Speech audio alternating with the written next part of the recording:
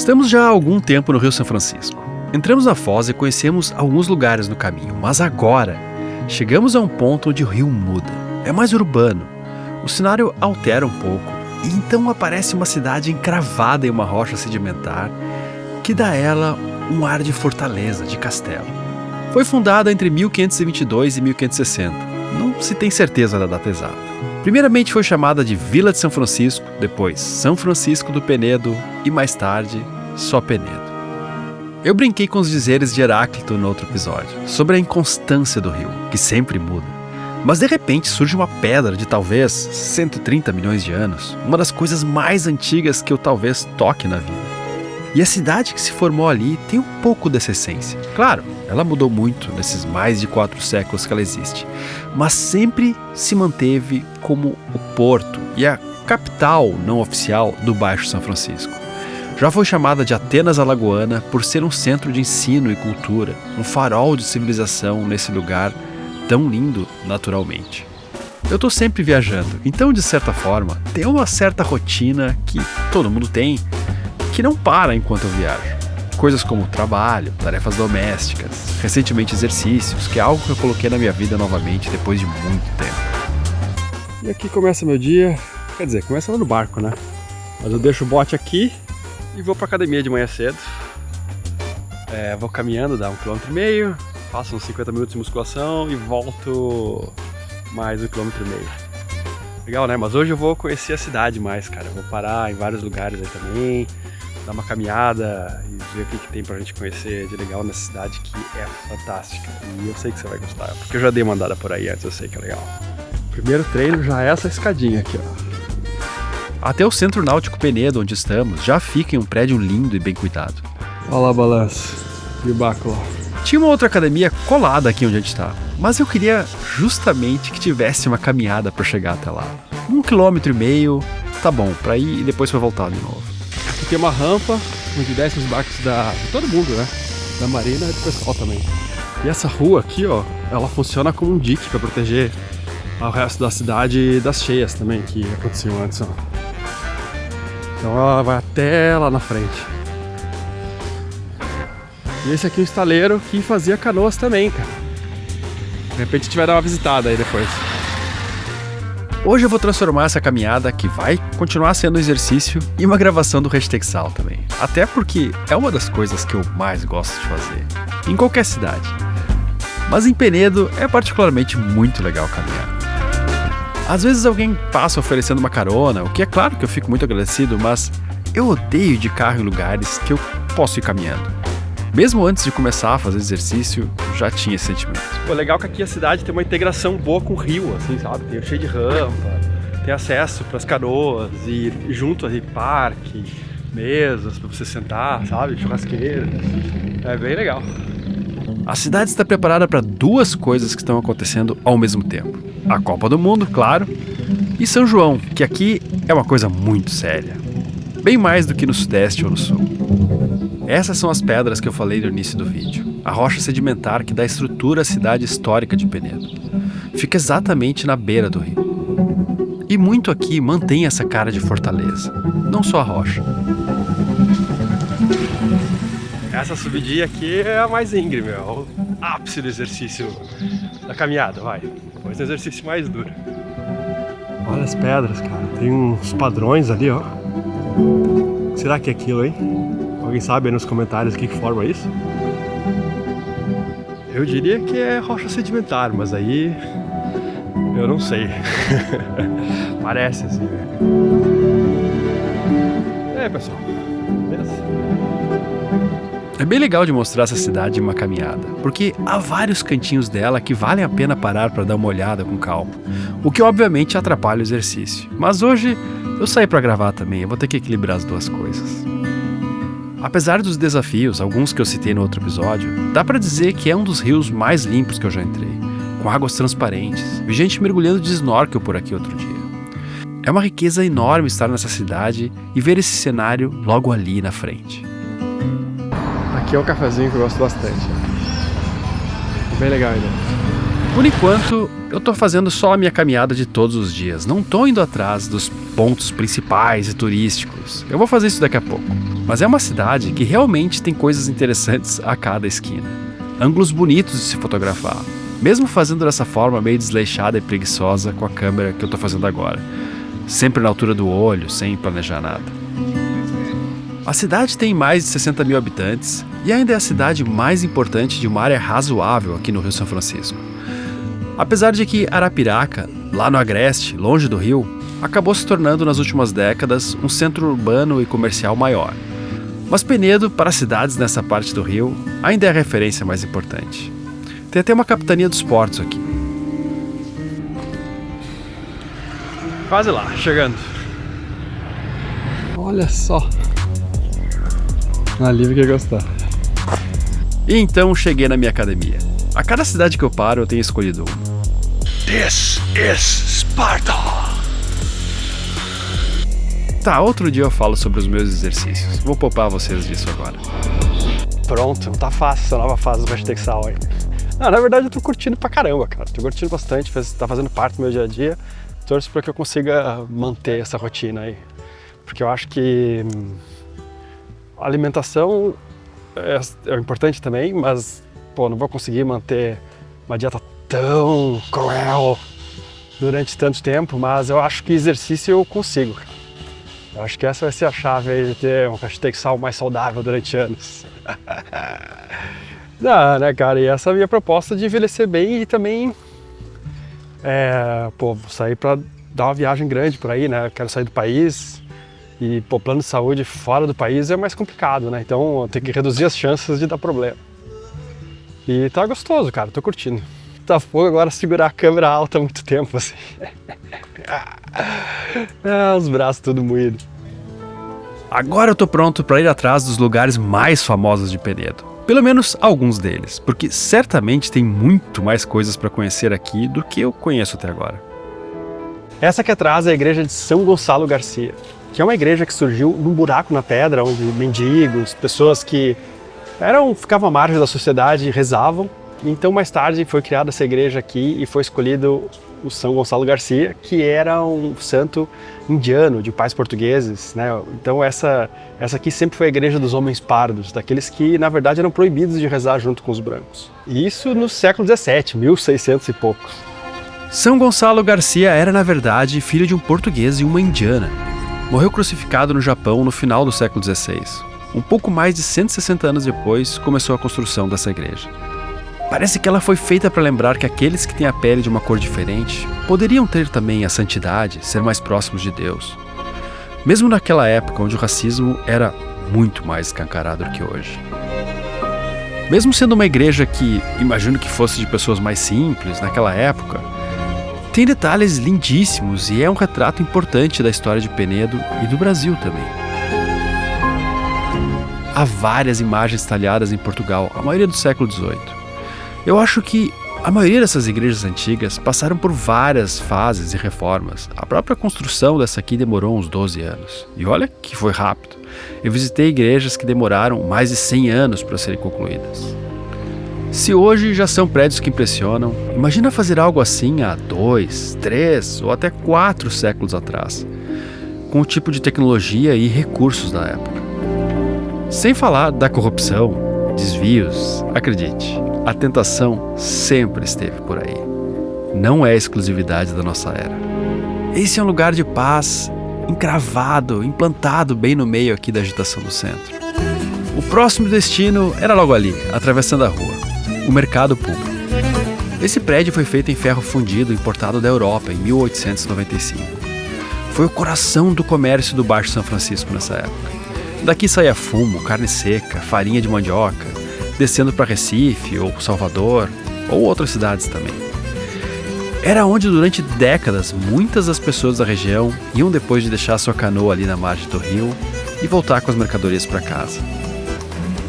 Hoje a maioria das pessoas abastece suas casas no supermercado, mas o mercado público acabou ganhando um outro nicho, com outras mercadorias, a maioria delas importadas. Mesmo assim, carrega muito da personalidade do povo aqui.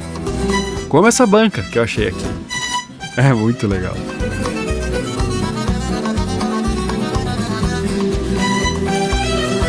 Eu sou o Manuel Forrozeiro. Manuel Messias Ferreira dos Santos é o meu nome original, mas eu como artista sou Manuel Forrozeiro. E também sou artesão, né? Trabalho com a parte de madeira, de reaproveitamento de madeira, de reuso, coisa assim de embarcação antiga, ali era de uma casa de farinha, aquele peixe, e outras coisas que eu vou saindo aproveitar, ali era de uma casa velha, ali foi uma porta da igreja antiga, de uma das igrejas antigas de Nossa Senhora Aparecida, e o pessoal vai fazendo reforma e eu pego esse material e transformo em arte. Mas também tem o meu lado artístico, cultural, que é como músico, cantor e compositor. Eu canto e componho, tenho 4 CDs gravados, né? E gosto de brincar agora do São João com música regional. Só forró do pé de serra, só as coisas originais de Gonzaga, Jacques do Pandeiro, Jorge de Altinha, Simão Monteiro, Flávio José, tudo. Toda a reca nordestina e mais do sul também. E quem tiver uma música dessa relacionada com forró nordestino, a gente toca também. Eu não sou penedense, eu sou de Boca da Mata, um lugar aqui perto que dista daqui a 150 quilômetros mais ou menos. Aí depois morei em Maceió, morei em Santana do Ipanema, minha esposa é de lá, de uma cidade também do interior, daqui de Alagoas. E estou em Penedo há apenas 5 anos, mas sempre fazendo meu forrozinho, fazendo minhas coisas, fazendo normal.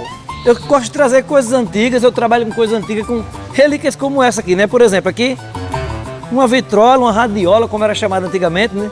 Tinha até a marca CCE, mas tem outras marcas por aí afora. Então eu trago esse material para cá, o pessoal vão ver coisas antigas como ferro de engomar, aquelas chaleiras antigas. Eu tenho um bocado de coisa. Essa balança, por exemplo, aqui é uma arte que eu peguei uma balança antiga, lembra que tinha a forma de pesar, né?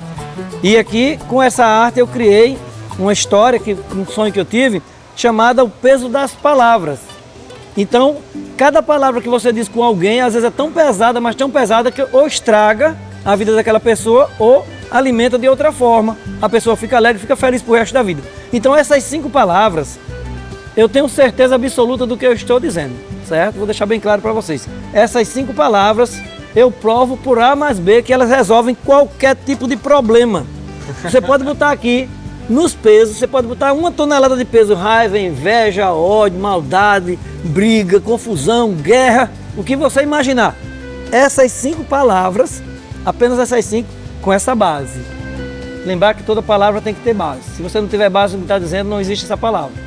Essa base aqui, essas 5 palavras com essa base resolve qualquer problema do ser humano. Isso eu garanto para A mais B. Ninguém deveria sair para navegar longas distâncias sem peças de reposição, ferramentas, reserva de água, combustível, porque imprevistos acontecem, fazem parte da vida e é algo fora do seu controle. Mas se preparar para a maioria deles, está assim no seu controle. E dessa forma é possível fazer com que a estatística consiga vencer o azar, pelo menos na grande maioria das vezes. Esse é o segredo de navegadores que têm um histórico excelente de navegar por aí sem problemas. Não é só na vela, na vida também. Já notou que quem atrasa rotineiramente tem sempre uma boa desculpa, e quem é bastante pontual sai se programando para chegar uns minutos antes. Pois é, na vida financeira é a mesma coisa. Ter uma reserva de emergência, diversificar o que você guardou do resultado do seu trabalho em investimentos diferentes que se complementem, é uma das coisas mais importantes para se aprender na vida. Eu sempre fui bastante pontual, mas na minha vida financeira eu demorei para ter essa disciplina. Mas aprendi bastante e melhorei nos últimos anos, muito por causa de um curso. O curso da LVP, que são 8 semanas que vão muito além de te explicar o que é cada tipo de investimento e por que cada um deles é melhor em cada situação da sua vida. Ele te ensina como se organizar, a ter controle e aproveitar melhor as oportunidades que podem te ajudar a alcançar o que você quer. Além do curso, você ganha 1 ano para acessar vários conteúdos extras e ferramentas que vão te ajudar muito. E o mais legal é que se você concluir o curso, emitir o certificado e ainda assim sentir que não está seguro para investir, eles te devolvem o dinheiro que você pagou. Então, eu acho que é uma forma bem tranquila de testar. Para fazer esse curso, entra lá no site da UVP através desse link aqui que está no QR Code ou então lá na descrição. Faça o cadastro para saber se o curso é para você mesmo e a equipe da UVP vai procurar você para começar. Eu acho que vale bastante. No século XIX, um comerciante rico que negociava mercadorias entre Recife e Salvador acabou morando aqui, que era uma cidade no meio do caminho, bem no rio onde ele atravessava suas mercadorias. Ele sentiu que Penedo precisava de um lugar para que o público conhecesse uma arte mais sofisticada que ele conhecia, e então construiu um teatro, um excelente teatro para os padrões da época, diga-se de passagem. Chamou para a construção o italiano Luigi Lucarini, o mesmo que depois faria o Teatro Deodoro, em Maceió. Assim surgiu o Teatro 7 de Setembro. Ele tem essa atmosfera mais íntima, o interior é todo de madeira e parece super bem conservado. no meio do sertão ribeirinho, um teatro com essa cara aqui, com esse tamanho, né, e com esse requinte. Era uma coisa que destoava, né? E quando Dom Pedro II soube que o empresário criou esse teatro, numa cidade que, poxa, já tinha uma tradição de ser Atenas, né, do São Francisco aqui, ele deu o título de imperial a esse teatro, né? Porque Dom Pedro II era um cara que era muito ligado nas artes e nas ciências também. E havia uma vontade de trazer progresso para cá, né? Tanto você pode ver pela carta, né, que foi feita pelo Halford, né, de tornar isso aqui algo conhecido, navegável, né, de trazer o vapor na época, da tecnologia da época, e também a sua visita aqui, né, e esse interesse de divulgar a cultura, a arte aqui. Bem bonito, cara. A inauguração aconteceu em 1884 e foi o primeiro teatro de Alagoas. Tem um formato de ferradura, que é um estilo italiano. E é todo feito com madeiras nobres, como ipê e jatobá. Madeiras muito difíceis ou impossíveis de conseguir hoje. Tem um café também, onde eu parei para dar uma descansada depois dessa gravação aqui e academia. Aliás, eu sempre paro para tomar um café o tempo inteiro. É um lugar legal para ver a vida da cidade passar. Tem livros também, obras de arte. É bem legal. O centro de Penedo em si é uma atração. A cidade soube preservar a sua personalidade, a sua história. Uma coisa que muitos municípios falharam em algum momento, matando uma riqueza que não se tem como substituir. Demora séculos para ser feita. E não é uma questão do prefeito X ou Y, é algo que envolve muitas coisas. Como ter uma população com bom gosto. Como quem identifica que uma roupa não combina com a outra, ou que um tempero cai bem com certo tipo de comida ou não. Há também um certo bom gosto na urbanização, que passa muitas vezes por conservar o que se tem, coisas que definem um lugar. Um discernimento desse tipo é importante, mas também deve existir um amor pelo lugar. De enxergar o valor na história de cada prédio, da história que cada um conta, do momento em que a cidade viveu e aquele prédio não deixa esquecer. Eu acho que só quando um grande número de pessoas da cidade tem esses valores, é possível preservar.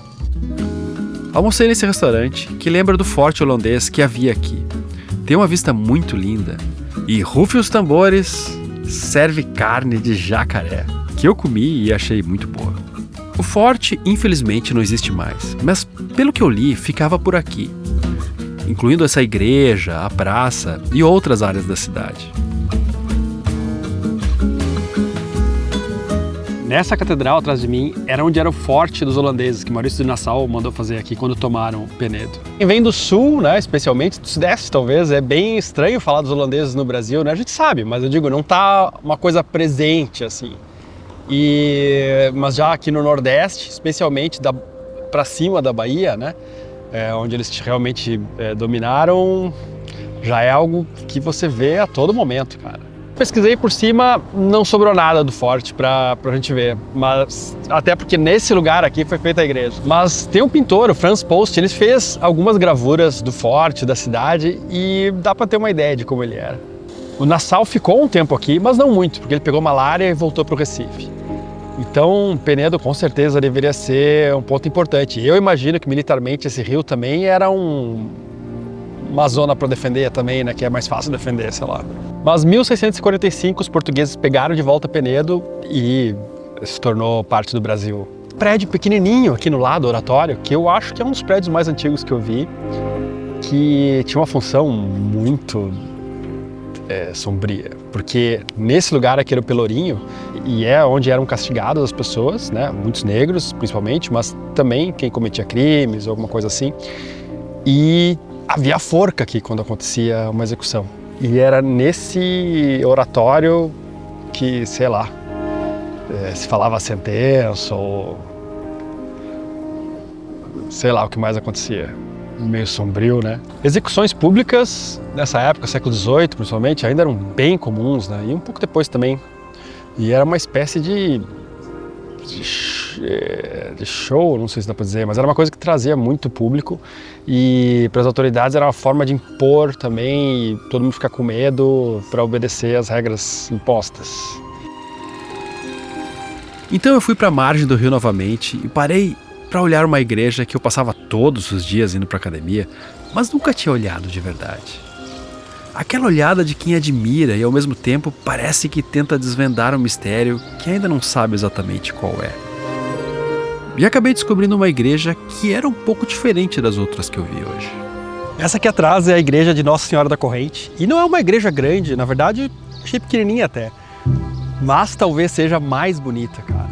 E foi uma família muito rica que fez ao longo de várias décadas essa igreja. Dizem que eles eram abolicionistas, eu torço para que sim. E é uma igreja que tem muita arte, mas é pequena, era bem privada, dá para notar. Inclusive, quando Dom Pedro II chegou aqui e parou nesse sobrado aqui, foi aqui que ele dormiu, hoje é um museu que eu vou visitar daqui a pouco, teve uma missa exclusiva para convidados e tal, e porque não cabe muito realmente, não cabe muita gente nessa igreja aqui. E tem uma atmosfera bem bacana. Ela não é a mais antiga, mas ela tem uma cara de mais antiga, assim, tipo de construção e tal, né? Eu achei que fosse, sei lá, de 1600 e tanto, mas parece que não. É do século XIX. E muita arte bonita, cara. Olha esse trabalho de marcenaria. É algo que é muito raro hoje, se é que existe. Diferente da igreja de São Gonçalo Garcia, essa aqui foi feita por gente com muito dinheiro. Dá pra ver na quantidade de ornamentos, da quantidade de peças folhadas a ouro. Ela é pequena, quase exclusiva, feita para poucos. Hoje não tem bancos, no passado talvez tivesse, mas mesmo em pé, não cabem muitas pessoas. Do teto ao chão parece que nada ficou sem ornamentos. Pode até parecer exagero para olhos acostumados com a estética industrial e pós-Bauhaus, mas essa noção não existia na época. Nossa Senhora da Corrente não é um nome católico oficial, digamos. Ninguém sabe ao certo de onde veio. Uns dizem que era o sobrenome de uma benfeitora, a Ana Felícia da Corrente. Outros que foi um capitão que fugiu de uma prisão em Portugal e chegou a Penedo ainda arrastando um pedaço da corrente em que ele era preso. Mas, na real, ninguém sabe. Cara, Dom Pedro II é uma figura histórica muito interessante. Tem pontos positivos que alguns citam, outros negativos. Eu acho, bem, em geral, que é bem positivo. Há vários problemas, né? Como qualquer governante. Mas ele era um cara que gostava de ciência, que gostava de estudo, ele era um cara que tinha um lado bem legal. E a vinda dele aqui não é um culto à personalidade de Dom Pedro II, sabe assim?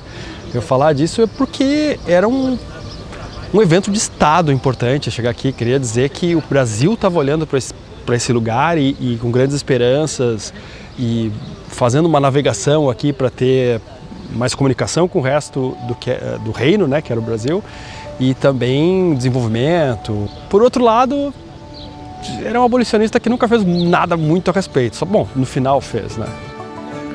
No último episódio eu falei sobre a viagem de Dom Pedro II pelo São Francisco e sua passagem por Penedo. Foi nessa casa aqui, também construída pela mesma família da última igreja, que ele se hospedou. Tudo leva a crer que ele amou a cidade. Falou inclusive que poderia ser a capital da província. Hoje a casa tem o nome de Paço Imperial e abriga um museu. O tempo é uma coisa estranha. A única dimensão da física que anda em um sentido só, até onde eu sei. Todo mundo fala, viva o presente. Mas se você parar para pensar, ele é mais estranho ainda, porque ele quase não existe. Meio segundo atrás é passado, 1/1000 de segundo para frente é futuro. O presente é como uma navalha que divide dois infinitos infinitamente afiada. A não ser que a gente chame uma quantidade arbitrária de tempo que passou há pouco ou da expectativa do que vai acontecer no próximo momento de presente.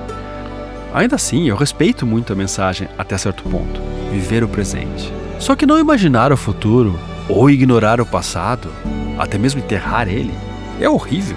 Não sofrer por coisas que não aconteceram ainda talvez seria um pouco mais preciso. Seguindo uma frase perfeita para recomendar a não ficar preso no passado, que eu não consigo pensar agora qual seria. Acho que essa seria a minha receita mais precisa. Não respeitar o passado é jogar sabedoria fora. Ficar condenado a repetir os erros de outras pessoas. E sem museus, livros e historiadores, não se tem nem a chance de identificar histórias mal contadas que repetimos sem entender de verdade. Agora estou chegando perto de um dos motivos de Penedo ser chamada de Atenas Alagoana. Na verdade, o apelido é do século XIX e tem a ver com outras coisas também, como o teatro, mas certamente as raízes disso foram lançadas ainda no século XVII, no período colonial, quando o convento franciscano da Nossa Senhora dos Anjos foi fundado. Ele começou a ser construído em 1682. Demorou mais de 100 anos para ser construído. Imagina que passaram gerações construindo e nunca acabou. Talvez ele tenha sido utilizado antes da conclusão, assim. Talvez esse seja o prédio mais antigo que encontrei aqui em Penedo. E o legal é que ele, era uma escola também, né? Como todo convento é, mas que ensinava filosofia, latim, teologia, e várias pessoas do Brasil inteiro vinham estudar aqui. Até porque nessa época, mesmo no século XVIII, a educação no Brasil, ela existia em poucos pontos, sempre ligada à igreja, ou pelo menos quase sempre. As primeiras escolas, assim, leigas, né, e as universidades do Brasil vieram bem depois. Então esse era um lugar muito especial, cara, que irradiava civilização, conhecimento para muita gente. E não só para a região, para o Brasil inteiro. Que mostra que Penedo tinha uma importância enorme, cara. Era um lugar muito rico de várias formas. Inclusive atrás de mim, aqui nessa praça, tem várias estátuas de penedenses famosos. Nem todos são, tem até o Dom Pedro ali, né? Assim que obviamente não é daqui, mas muitos deles. Uma coisa que eu adoro nos prédios dessa época são esses pátios internos. Em uma época que não havia luz elétrica, eram ainda mais importantes. Eles trazem uma iluminação linda que contrasta com as construções antigas de janelas pequenas e cheias de sombra. Parece que tudo aqui foi feito para se ter um jeito mais tranquilo e sereno de viver. Uma contemplação silenciosa, o que devia ajudar bastante nos estudos. Acho que funciona bem com felinos também, se bem que eles não precisam de muita técnica para isso. Se você parar para pensar, isso aqui é de séculos atrás. Foi feito praticamente em outro mundo. Apesar de que é um mundo que criou os alicerces desse que vivemos hoje. Quando eu entrei na igreja que tem aqui, o topo do meu ranking de igrejas mais bonitas de Penedo mudou. Acho que essa atingiu a primeira posição. Parece mais elegante, mesmo com excesso de detalhes, e que é do estilo da época também. Todas são assim. Nessa igreja houve um grande reparo em 1940. Isso contribuiu bastante para elas estarem assim nesse estado de preservação. O dourado dos rococós está bastante limpo e é um dos mais bem preservados nesse sentido que eu já vi. E nessa igreja há um segundo altar, que por si só já é lindo, incrível e poderia estar na outra igreja. Dá uma olhada nessa peça de madeira aí. Cara, acho que essa agora é a igreja mais bonita. Eu entrei e aquela nave central ali, maravilhosa, cara. É um dos altares mais lindos que eu já vi, assim, mais bem conservados. E aí quando eu olhei pro lado, tinha esse aqui, cara, que é menor que o outro, mas a iluminação aqui tá muito dramática, porque vem só lá de cima. Só aquela luz lá de cima, e essa aqui um pouquinho também. E não dá pra ver direito lá no centro do altar, né? E é legal isso. Tem umas sombras muito bonitas aqui. Eu gostei muito dessa igreja. Muito mesmo. Bem linda, cara. Foi uma das mais legais que eu entrei. Esses são dois harmônios, um instrumento de fole e pedal em que o ar passa por paletas de metal. Era muito usado em igrejas e é bem mais simples do que os órgãos de tubo, que são mais clássicos também. Dava até para escolher os timbres diferentes. Eles funcionam mais ou menos como uma sanfona, só que em um móvel de madeira. No convento há muitos lugares para visitar além da igreja. É um dos passeios mais legais de Penedo, na minha opinião. Essa imagem de Penedo como a Atenas alagoana, de todas as facetas e apelidos para a cidade, é a que mais me conquistou. Eu vi essa idealização em vários itens desse prédio, mas se fosse escolher uma sala para representar essa ideia, seria essa que eu estou entrando agora. Uma sala cheia de livros interessantíssimos, que não se vê todo dia. Pelo menos se você não é padre. Olhando pela janela, dava até para imaginar o que era passar uma tarde lendo aqui, tomando um café ou um chá. O que será que eles liam? História do Brasil, Pedro Calmon. Geografia Ilustrada. História Antiga, História Medieval, História Moderna. Enciclopédia, claro que tinha que ter uma enciclopédia. Claro que bíblias, né, de vários modelos. Novo Testamento, Velho Testamento. Mundo pitoresco. Vidas de estadistas americanos. Weiss, a apologia do cristianismo. Ender, a história da Igreja Católica. Peixe, preleções dogmáticas. Muitos livros eclesiásticos um pouco fora do meu universo de leitura. Um deles sobre Lutero, o que é até curioso de achar em uma instituição católica. Há muitos livros de aprendizados de outras línguas também, a maioria em alemão. Aliás, boa parte dos livros aqui estava em alemão. Havia várias bíblias de vários tamanhos, claro. O convento em si é uma metáfora, porque ele foi construído em parte com as pedras do rochedo em que a cidade foi feita. Tudo que eu vi antes no Rio São Francisco é meandrino, mutável, inconstante. Penedo se mostrou o marco do oposto. A fortaleza, a certeza, o constante. As duas características têm um lado bom e outro ruim. A tendência de mudar dá flexibilidade, adaptação, traz o novo, mas ao mesmo tempo traz dificuldades em ter bases firmes e sólidas. Já a rocha que formou Penedo, ela mesma é a base. Mas os próprios holandeses que estiveram aqui foram traídos por essa pedra e geraram um exemplo do seu lado ruim. Eles não abandonaram o forte por fome, baixas ou falta de suprimentos militares. Tiveram que ir embora porque no topo do rochedo cercado não havia terra para reconstruir as paredes desgastadas. Só pedra. E então precisaram se render.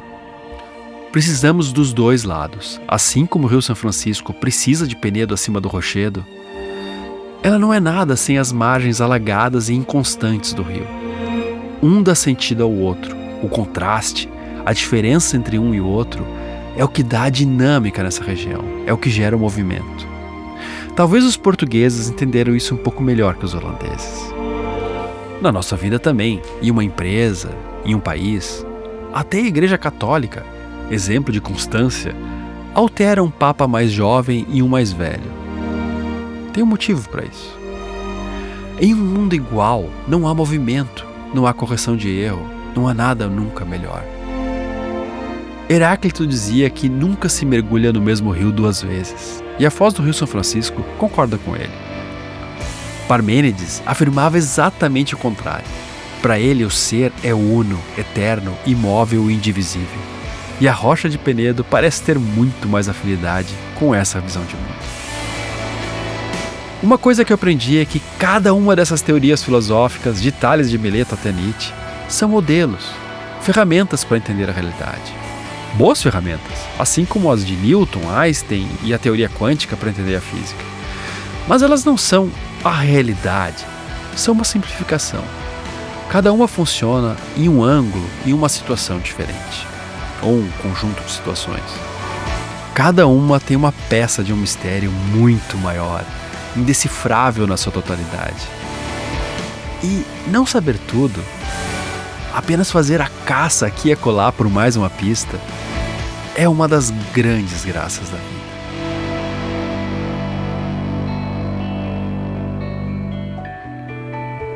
Se você já chegou até aqui e já assistiu vários episódios, é sinal que esse assunto realmente te toca de alguma forma, o que me deixa muito feliz. Fazer vídeos para o YouTube exige muito tempo, equipamento, trabalho e dedicação. Então essa é aquela hora do vídeo em que eu estendo meu chapéu como artista de rua. Se o hashtag Sal te inspira de alguma forma, apoia o nosso projeto lá no Apoia-se. É a sua contribuição voluntária que nos permite investir em melhorias, como editar e legendar centenas de vídeos para levar nossas histórias mais longe e continuar fazendo o que a gente faz aqui para manter o hashtag Sal. Qualquer valor ajuda demais. O QR Code está aqui na tela, é só apontar a câmera do celular ou usar o link na descrição. Muito obrigado e agora vamos seguir com o vídeo.